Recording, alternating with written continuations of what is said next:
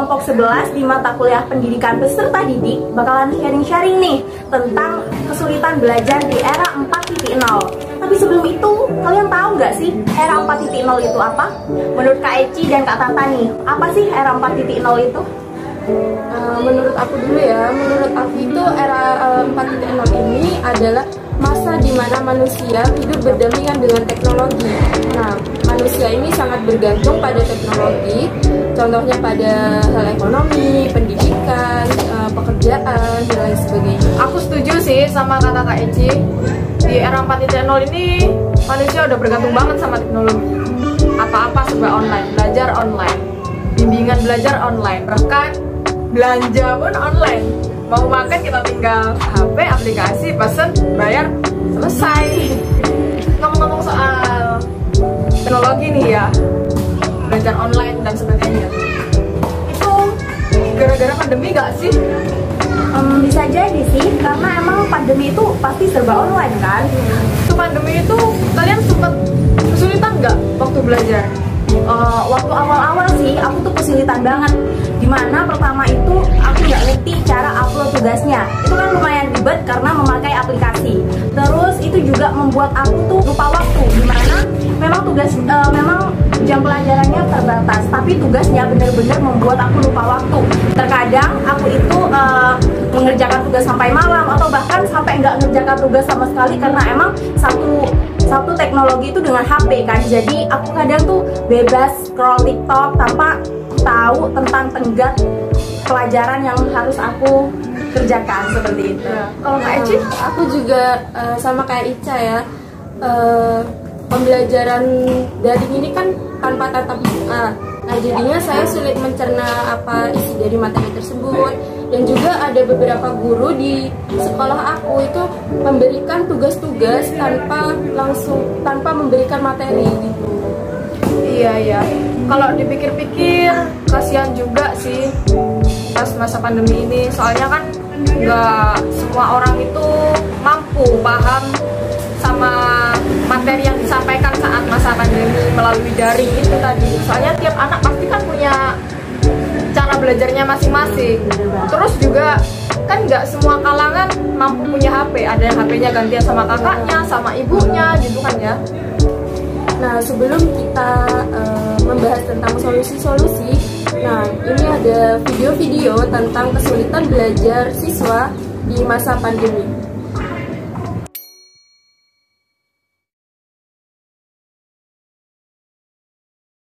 Permasalahan penyediaan kuota internet ini semakin kompleks bagi pelajar dengan jenjang pendidikan yang lebih tinggi.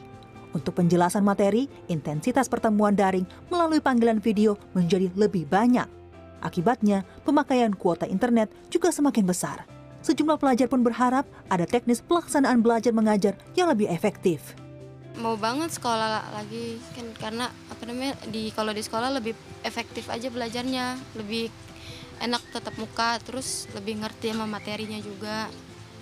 Kalau misalkan emang masih buat di rumah mah harapannya ya jangan terlalu banyak tugas aja.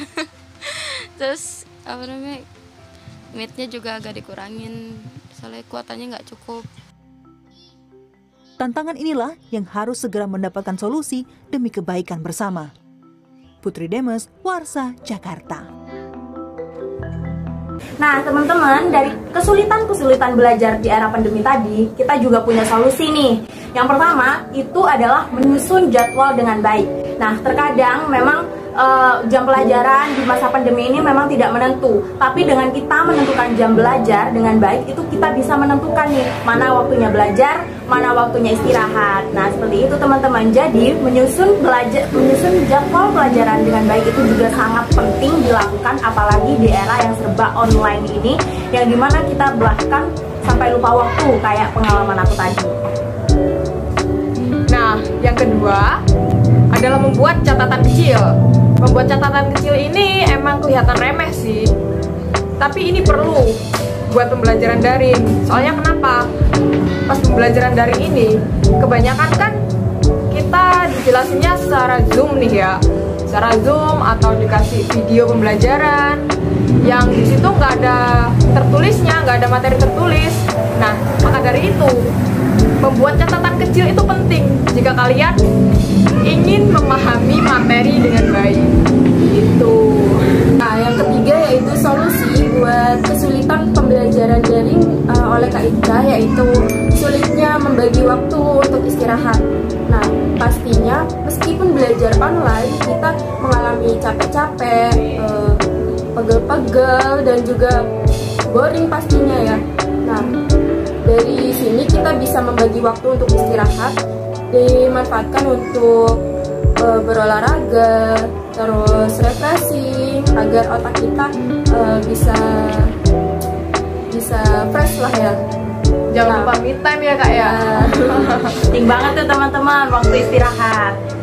Nah juga selama pandemi ini kita kan pasti melihat gawai terus. Nah itu kita butuh kesehatan mata yang agar kita terhindar dari beberapa penyakit mata dan juga mata kita tidak mudah lelah seperti itu.